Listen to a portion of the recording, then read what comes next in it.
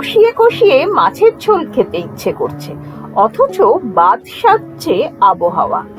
বাইরে বেশ গরম। এমন সময় কিভাবে মাছ রাঁধলে পেটও ঠান্ডা থাকবে আর স্বাদেও আনবে বাহার। জিরে বাটা, ধনে বাটা ছাড়া এই বিশেষ মশলার গুণে আজকে আমি আপনাদের তৈরি করে দেখাবো সুস্বাদু আঙুল চেটে খাবার মতো মাছের ঝোল। নমস্কার, অ্যাপেটাইটের আরেকটি নতুন পর্বে আপনাদের সাদর আমন্ত্রণ। জিরে বাটা, ধনে বাটা, লঙ্কা গুঁড়ো বা গরম মশলা ছাড়াও যে এত সুস্বাদু মাছের ঝোল রান্না করা যায়, তাও আবার গরম ভাতের পাতে, এ বোধহয় মাছে ভাতে বাঙালির পক্ষেই সম্ভব। মাঝারি মাপের একটি পেঁয়াজ নিয়ে খুব ভালোভাবে কুচিয়ে নিচ্ছি। এই ঝোলে একটি পেঁয়াজই যথেষ্ট। এবারে একটি ব্লেন্ডিং জার নিয়ে আমি বিশেষ দুটি মশলার ব্যবহার করব। এই দুটি মশলায় রয়েছে বহুল উপকারিতা। প্রথমে নিয়ে নিচ্ছি 2 চামচ পোস্ত দানা।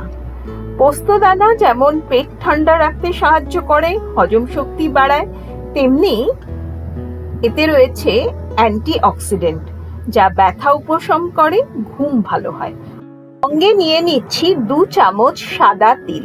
সাদা তিলে রয়েছে ক্যালসিয়াম, ম্যাগনেসিয়াম এবং এটি ফাইবার সমৃদ্ধ। হজম শক্তি বৃদ্ধি, হাড় শক্ত আর রক্তচাপ নিয়ন্ত্রণে সাহায্য করে। পোস্তদানা আর সাদা তিলটা শুকনো ভাবে প্রথমে একটু গুঁড়িয়ে নেব। তারপরে এতে দিয়ে দিলাম 4টে কাঁচা লঙ্কা আর সামান্য কিছুটা জল। এবারে এটার একটা মিহি পেস্ট তৈরি করে নিতে হবে। এখানে আমি কয়েক টুকরো কাটা পোনা ধুয়ে ভালো করে পরিষ্কার করে নিয়েছি। এবার মাছের টুকরোগুলোতে খুব সামান্য হলুদ গুঁড়ো আর খুব সামান্য লবণ দিয়ে ম্যারিনেট করে নেব। বেশি হলুদ গুঁড়ো ব্যবহার করবেন না, নামমাত্র হলুদ গুঁড়োই কিন্তু এই রেসিপিটার জন্য যথেষ্ট।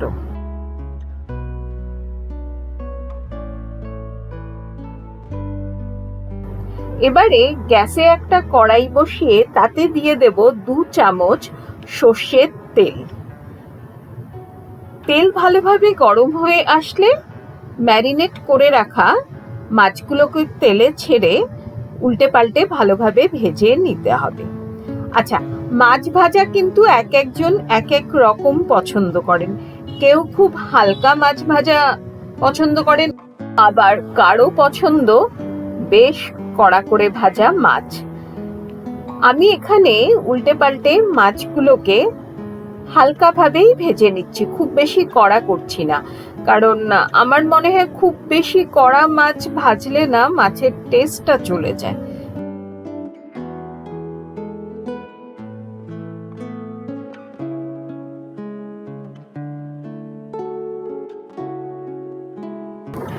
দুটো ব্যাচে সবকটি মাছ আমি ভেজে তুলে নিচ্ছি।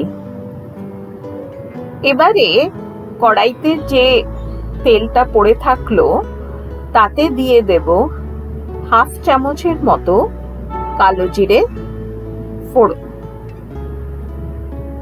আমি আগেই বলেছি যে খুব সামান্য উপকরণে কিন্তু দারুণ সুস্বাদু এই মাছের ঝোলটি তৈরি হবে। এবারে কুচিয়ে রাখা পেঁয়াজটা কড়াইতে দিয়ে খুব ভালোভাবে ভেজে নেব।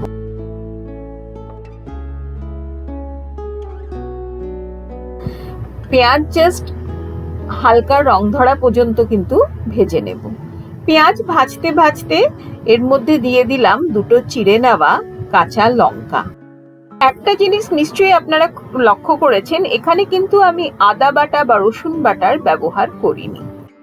বেটে রাখা তিল, পোস্ত আর কাঁচা লঙ্কার পেস্টটা এবারে আমি কড়াইতে দিয়ে দেব। ব্লেন্ডিং জারের গায়ে বেশ অনেকটাই মশলা লেগে আছে, খুব সামান্য একটু জল দিয়ে সেই জার ধোয়া জলটাও কিন্তু কড়াইতে আমি দিয়ে দিচ্ছি। শুধু 1 চামচ বাটা আমি আলাদা করে রেখেছি।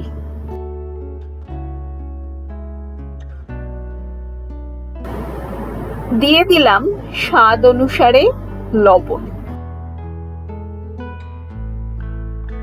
আর দিয়ে দিচ্ছি 1 পিঞ্চ লঙ্কা গুঁড়ো মানে কাশ্মীরি লঙ্কা গুঁড়ো। আসলে অনেকে সাদা সাদা মাছের ঝোল পছন্দ করেন না, জাস্ট হালকা রং আসার জন্য দিয়ে দিলাম। দিতে ইচ্ছে না করলে স্কিপও করা যেতে পারে। এবারে গ্যাসের ফ্লেম লোতে করে খুব ভালোভাবে মশলা কষাতে হবে। ততক্ষণ পর্যন্ত লো ফ্লেমে মশলা কষাতে হবে যতক্ষণ না তেল ওপরে ভেসে উঠছে। এবারে প্রায় 1 গ্লাসের মতো গরম জল কড়াইতে দিয়ে দেব। এখানে গরম জলেরই ব্যবহার করবেন। ভালোভাবে জলটা মশলার সঙ্গে মিশিয়ে দিয়ে এবারে গ্যাসের ফ্লেম মিডিয়ামে করে ঝোলটাকে ফুটতে দেব। এই সময় আমি ভেজে রাখা মাছের টুকরোগুলো কড়াইতে দিয়ে দিলাম। ঢাকা দিয়ে মিনিট 2 ঝোলটা ফুটিয়ে নেওয়ার পরে মাছের টুকরোগুলোকে একটু উল্টে পাল্টে দিচ্ছি। এখানে একটা কথা মাথায় রাখবেন, ঝোল কিন্তু খুব বেশি টানিয়ে দেবেন না, কারণ যেহেতু পোস্ত দানা আর তিল বাটা আছে, এমনিতেই কিন্তু ঝোল টেনে নেবে। এটা মাথায় রেখে কিন্তু মাছের ঝোলটা রাখবেন। সরিয়ে রাখা 1 চামচের মতো পোস্ত আর সাদা তিল বাটাটা এবারে ওপর থেকে দিয়ে দেব আর ভালোভাবে ঝোলের সঙ্গে মিশিয়ে দেব। এতে কিন্তু স্বাদ আরো বেশি ভালো হবে। রান্না কিন্তু প্রায় আমাদের শেষের পথে। আর মিনিট খানেক ঝোলটা ফুটিয়ে নিয়ে এবারে আমি গ্যাসটা বন্ধ করে দিলাম।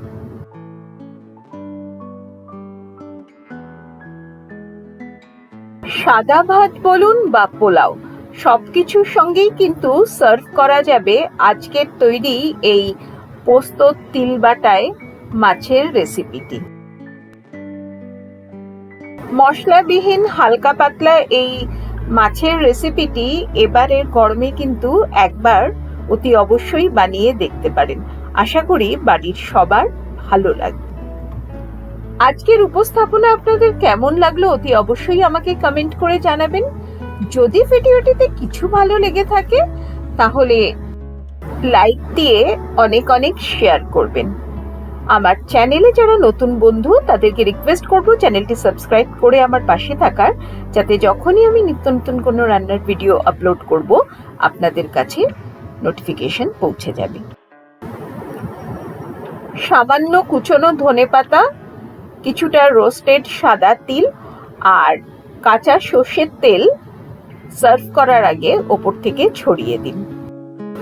ব্যাস, তাহলেই তৈরি তিল পোস্ত বাটায় মাছের ঝোল। আজ এ পর্যন্তই। ভালো রাঁধুন, ভালোবেসে রাঁধুন। ভিডিওটি শেষ পর্যন্ত দেখার জন্য অসংখ্য ধন্যবাদ।